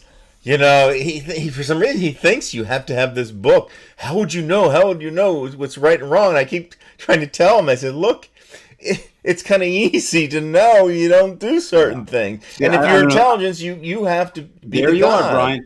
You're looking at some things. How intelligent are people? That's a question. What is intelligence? Is another. Is it? We distinguish it. Is it common sense? That's not kind of what you test. Is it, depth of knowledge? Well, you can know things. It's a certain kind of logic, though. I mean, like, or is it a balance? Spock wouldn't go breaking people's arms because he knew that doesn't make sense that I would break somebody else's arm because I'm safe. That's like these people who survive these horrible accidents. They say the most obnoxious things like, "God saved me. I'm so thankful." And it makes the other person feel like shit. It's like, the first place guy, jumping up and down while the other guy's injured and he's in the guy gets knocked out who lost half his blood and his teeth boxing. He was the true warrior. Well, yes. But I think, again, it's easy, right? And we look at that. I've said it before. I will say it again now. I think it's pertinent every time. If you want to not get elected to any position, state or federal, local's a little different story. Just say that you're an atheist. Atheist, right? Right. You say that you're an atheist, and I don't see how, at this stage. Now, maybe someday. And wasn't that, Dave, when you and I were growing up? We were roughly the same age. Right. You in those days, if you were an atheist, you knew something was screwed up, and to say you're an atheist, Madeline O'Hare, back in the '80s had a tough time. She was actually killed. Well, of course, you should get over that if you read the First Amendment. Basically, the First Amendment says can't prohibit any religion and can't have a nationalized endorsed religion, and I don't know how you argue that an atheist isn't a form of religion. I mean, it's your relationship to God, which forms a religion. It's not the organization. So, and we've got Greg up here looking, woe, you Pharisees and hypocrites, you travel over land and sea to win a single convert. And when you've succeeded, you make them twice the son of hell as you are. And it's funny how people do that. Like today, I was talking to a friend who actually, figuratively, if she didn't save my life, she did a pretty damn close thing. This Emily? Well, it was Suzanne who was with Emily. And Right.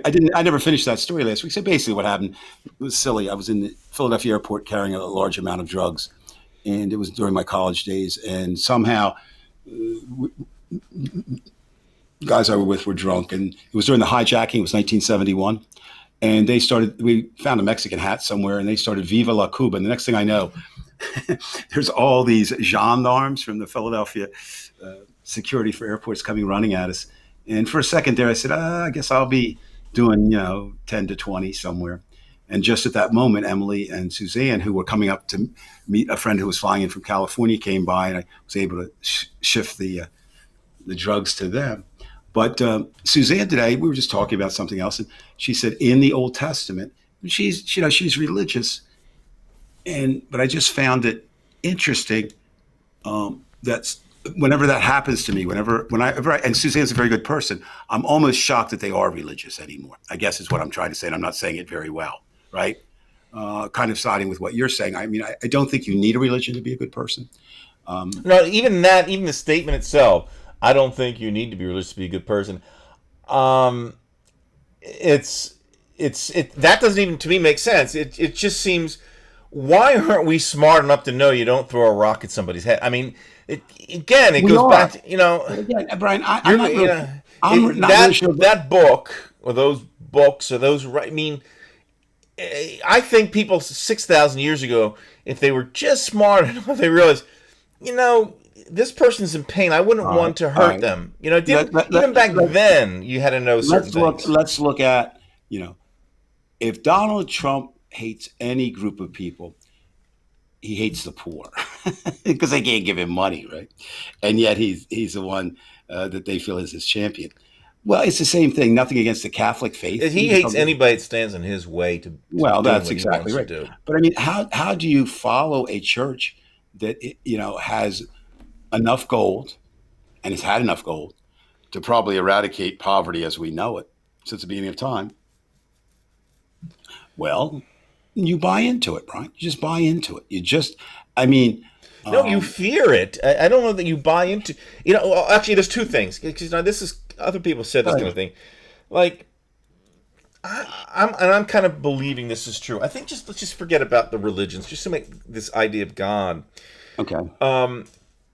There are certain things that every human being kind of knows what's out there, like the death thing, right? And there's a lot of things that they have to face, like the fear of like this may end or something really bad could happen. And when they get nervous, I mean, from a psychological level, it's like God, because they need something to solve that. It's an existential question that every person knows. Everything from going back to caveman era to now, everybody knew that, and they had to come to grips with it. It's an existential crisis. And they needed that thing we call God to live upon, and that's where even in the financial sector, the Federal Reserve becomes the god of the people investing in stocks and bonds, because they know the Federal Reserve is going to back that up. This is something the modern mystic said. I'm actually quoting something from him, even though we don't really get along real well. But I think that it is true that anybody who really believes in God, whether you believe that there really is one or not, there is. It's not that you believe in God. It's that existential crisis that says you need that thing to make you more at ease, because it's. I'm not going to argue that. I'm not going to argue that. But I was just thinking that. In fact, I was talking about this to a person the other day. They were kind of going off on that. I said, "Listen," I said, "Where were you before you were you? Before you were born? Tell me what you did. What were your memories?" And I said, "Isn't there a very good chance that death is just like that? You just cease to be, and that's it." And to me, that's the only evidence we have right now is from our own existence. And I mean, so to me, do I want to die? Of course not. But I do know that when you live.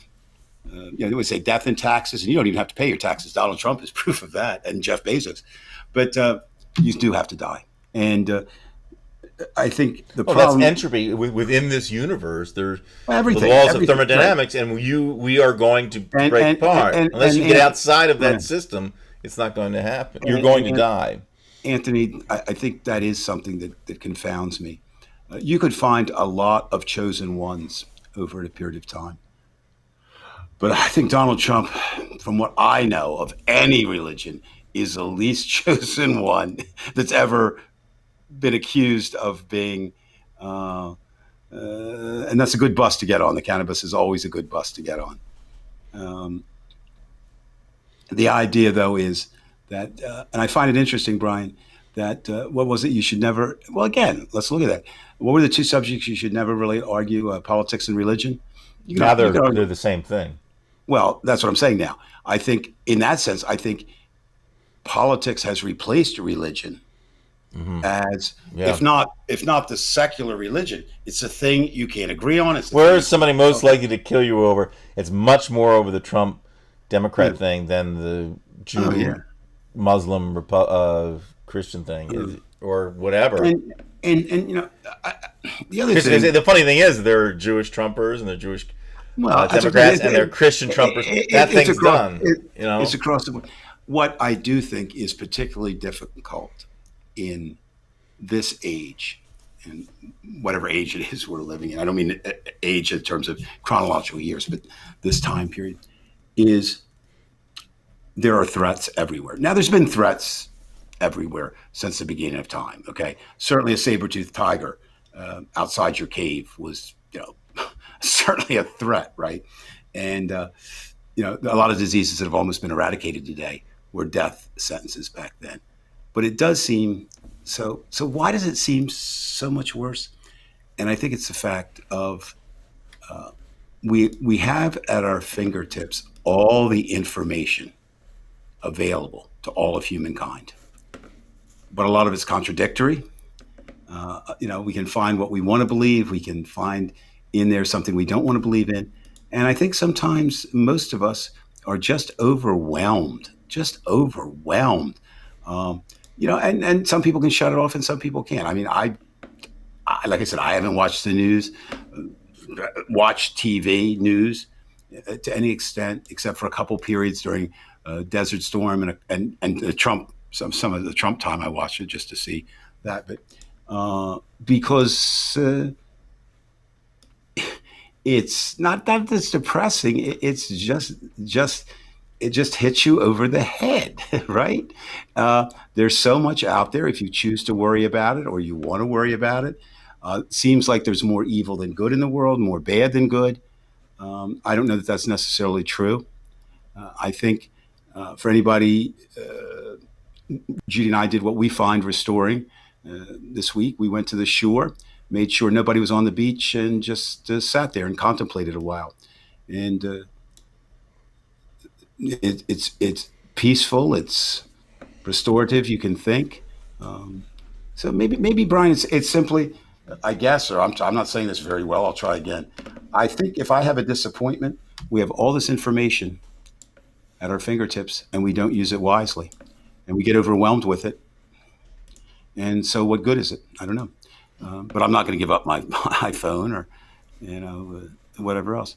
Do we have any questions tonight? It seemed like, there were a lot of interesting side discussions going on with people, which is what we want to encourage. But I didn't really see any particular questions tonight. Did I miss something, Brian? Because I always like to make sure if there were, we address them to the best of our ability. A lot of great commentary. I think in a way I like that because that means that, we're not playing the role of the mentor. No.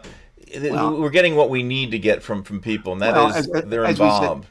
I think, interestingly enough, not in a strange way, but in a way, we provide a Saturday night hangout, right? Not you and I. I mean, right. The fact that you can see these friends, and I would be interested to know of the 20 base, 25, whatever our base is. I mean, of fairly regular viewers on this. I don't mean the ones because we get more views later. I'd be interested to know how many of them actually physically have ever met each other. I bet you the number would be very small. Yeah. You and I have met Gary. You and I have met Joey. That's it for me. You and I have met Emily. Right. Now, but that doesn't bother me so much because, let's say. Oh no, it doesn't bother me at all. I think it's interesting because there would be without this, not us, but without this type of connection, we wouldn't be able to meet. Well, I had a discussion with Ronnie this morning. She had watched Bill Maher's New Rules, and he was talking about the cell phone and how people are attached to the cell phone, and it's kind of ruining our lives. And he brought up some good points. However, I made the point that for my use of the cell phone, I'm quite pleased with it because I use it for artistic endeavors, communication. I don't post bullshit I rarely post bullshit on Facebook. Okay, I just I don't do the selfie shit. I don't do it's just I use it. I'm not saying I'm better than anyone. I'm just saying I appreciate what the phone does, and I use it, and other people use it for whatever they want to use it for, and that's fine. But I It do does. see something good with the technology with it. Oh, I do too. I do think though, like with everything else, there's a time and a place. I notice especially in urban areas, people will be walking and they're looking at their cell phone, and okay, I understand. I don't use that because I look at my environment and to try to learn and see. But it does kind of hurt me when they bump into me. Right? No, I Like get that, but put I'm your damn saying cell phone. Because again, or every people have different rules. It doesn't really offend me if somebody uses a cell phone at a dinner table. I mean, for some families, my father-in-law had a rule. It was his rule, and we all abided by it because it was a rule. You did not wear a hat at the dinner table. Now he wore one all the time. right. Well, I don't use the phone at the dinner table No, unless no, and I that's what I'm talking. need I to think get I the think weather or something I like think that. again it comes down, Brian, with everything, even nuclear weaponry. In and of itself, it is not good or bad. It's how it's used, right? And that's everything from a gun to a nuclear bomb to a cell phone to a computer, even to the Bible. It doesn't matter. We have the capability of using these tools that are provided for us for good, and we Right, but have it the also is capability. important because we're all, as we commiserate, we have, especially in these states where it's kind of like this county. We've talked about Anthony Right, where he lives. I mean, he's right in Dallas, and that's still a conservative place. We've had Ryan on, and he's in oh Kentucky, and yeah, good. Right. so it's a way you can feel like we're part of a team. I mean, it's not that we have to have it; it's just important because the other I ones are don't know. there too. I might, I might argue with you. I mean, even though I think we do have to have it, in the sense that, especially if you live in one of those places, um, I could make it, not an argument. I could say maybe I need it less here because I live in one of the most liberal communities probably in America, Arlington, D.C. Um, but there's some places where you are really, really, really, really, really the minority, and Absolutely. and programs like this, or uh, you can seek out. And we all. I mean, it's. I love arguing with the opposite side until I don't want to do it anymore. And then I like to come home to people that, I think are sensible and agreeable. And maybe we can argue, but we can argue sensibly and agreeably rather than dealing with them. But, your question, the same question we ask every week, pretty much is, do we see an end to this? I don't. Do you see a solution to it? I don't. What does that mean? It means we continue on as best we can, doing what we think is right and trying to fight that which we think is Until wrong we die. until we die. And okay, well, you know what? I don't know. That's a pretty damn good way to live, I think. I'm sorry. I mean, you're going to die, so you can't avoid death. So it's Well, not you how have to you. realize, in a certain sense, we're gods amongst ourselves because the evidence doesn't show anything above us that's living. So The only we thing have is, to do the best we can do. well, in that We're sense, I weak mean, gods. I would say, yeah, weak gods, because gods supposedly don't die; they're eternal, right? And we're not that. I think the problem with all this, we talk. You have to talk a lot about God, especially in today's society, in terms of the way the evangelicals use it. But I think the saddest thing of all about any God, we all are limited by we see God because it's first presented to us in a certain way. For most of us, it's the white-haired gentleman, and that's what we reject or accept. Um, I just and think it's just, Dave. It's just interesting, forgetting about what a god would be. I still say it's, to me, the most fascinating thing in life is the fact that there is anything. I'm sorry, I missed that. That there is anything. Oh I mean, well, that the very fact that I can and you, understand that I was born, but the very fact that there was any, and that's the thing that kind of bothered my father. As far as why he did believe in it. I'm not saying that's a reason to believe in God. I'm just saying oh no, because there could be a reason that it happens, but it's still, nonetheless, it's still extremely unbelievably fascinating how and of course, again, from like this a whole universe explodes. It's for just for those of us like myself, and I mean, I take no credit for this. Born at the top of the American food chain, white Anglo-Saxon Protestant, heterosexual male, of born of an upper middle class family. Uh, which the only kind of prejudice that I've ever really encountered was when I had long hair, and I could stop that by getting my hair cut. It wasn't my skin color or my sex or my gender or my sexuality that caused that problem. But if I were, a different person, maybe I wouldn't feel this way. But I think that life, it does give you a struggle. It is a struggle. But life gives you a chance to see things you wouldn't see if you weren't alive. It also gives you a chance to kind of check out and check out and see, are your values real values? They get what would you call it? They get checked all the time, right? It's one thing to say I am. It's another put in that situation, to do that. And that's kind of where I find politics is a different world. Certainly, politicians have lied since the beginning of time. Anthony put up earlier about democracy and Greeks.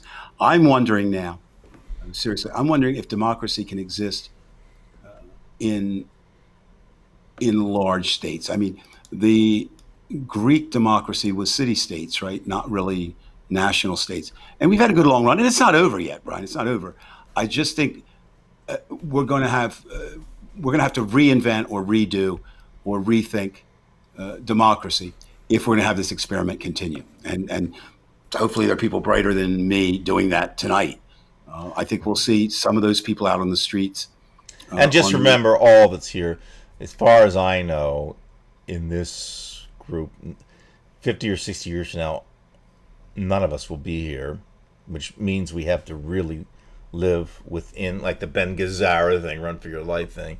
Well, also, for many of us, it could be, 10, 20. I mean, I don't know how much we have. Well, I don't know how much I have left. Of course, the problem with doing that in the extreme, again, you always need balance, is, well, let's just do the good life now. I also think we owe it to those not yet born right. to make the place better if we can. I don't even rephrase it. To leave the place better than we found. Or produce as much as we consume. Yeah, the simple thing is, if you go to a beach and it's got a few bottles and cans and things on it, pick it up.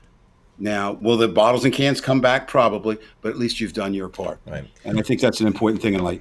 Let's see. We're running kind of close with time here. It was the last comment here that we have, and I'm going to take as this. So liberal strategy, election strategy is make it seem like Khan will win LOA at least since '70s at least. And I'll use Trev because I always like Trev's. Win. I always like Trev's words to end with. Say what you will about Donald Trump, and I've said a lot, and most of it's bad. He, you know how they call the shark the ultimate eating machine? Because I mean that's what it's designed to do, and that's all it does. Donald Trump is set up to be the ultimate con man because he has no values, no center, no morals, nothing that make him feel the least bit guilty about any type of con that he tries to run. On top of that, he's a narcissist. Most con men are. I just feel a little sad that it's so obvious to me. I think it should be obvious to everyone, but it isn't. And that's what a good con man does, right? A good con man convinces people that it's in your best interest, even though I'm going to win all this, it's in your best interest to follow me. Mm-hmm. So, Brian, you have a great week. Thank you again. I appreciate it, Dave. I will get a hold of you. I'm going to sign off for good. I mean, I won't be able to call you because I actually have to do something after this week. So I'm kind of rushing. I did show a short movie last week, but I got to show it again because it didn't go all the way through. Well, here was the thing, Brian. I just want to ask one question before we go. You said you had something to do. Does that have anything to do with that young Russian lady you've been talking to recently? Stormiata or something like that? No, there's no young involved. Actually, I have been working with a Russian, a woman who's an English professor at a university. She teaches Russian to foreigners, and she teaches English to Russians at a university. And I met through this tandem thing. So all we do is we read Pushkin, and we're doing translations of Yevgeny Onegin. Actually, that's what she's telling you, but she's probably Putin's right-hand person who's coming after you. But Somebody will come to rescue. It won't be me, but All somebody right. will come to Well, rescue. Dave, thank you very much. All I'm right, going to be sign good. off, Be put on a good. movie for Thank you. everybody, Thank you. and Thank you, we'll get everybody, there. for being on, for tuning in tonight. And we hope to see you and hear you, and if not see you, hope to Let's hear see if you. this works here. All right, man. Thanks, Dave. You're welcome. Might take a little bit of time. I hope the audio works. This last week I cut it short somehow. It didn't work right. I guess I pushed the finish button too early.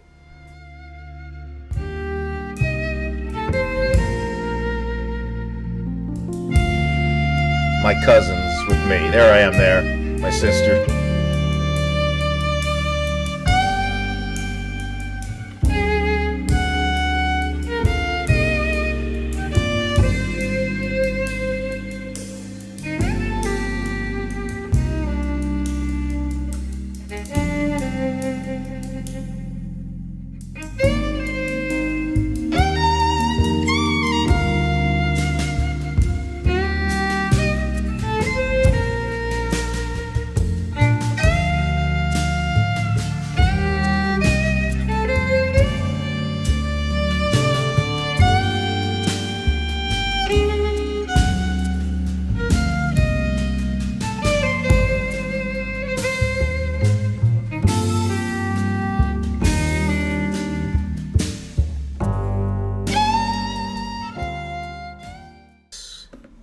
That was Detroit. My uncle was a war hero. He was a great guy. He comes from a Russian family.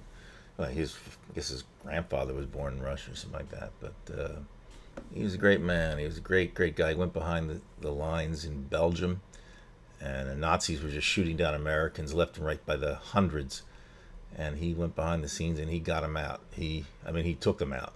He and a group of guys. So he was a great guy. He was a great guy. And my mother was in there too with my aunt and cousins from Detroit. So that was that. All right. So yeah, thanks everybody. And who's my? All my cousins were muscular. Let me tell you, all of them were muscular. That was a guy, my cousin Scott, who's still around, who gained a lot of weight now. He's lost his weight again. He's 65 now, I think, or 66.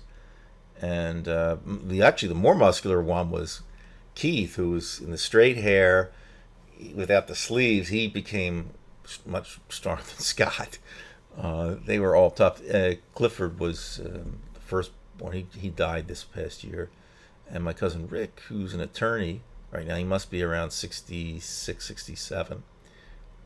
All great cousins. And but they lived far away. So we see them once a year. I keep in touch.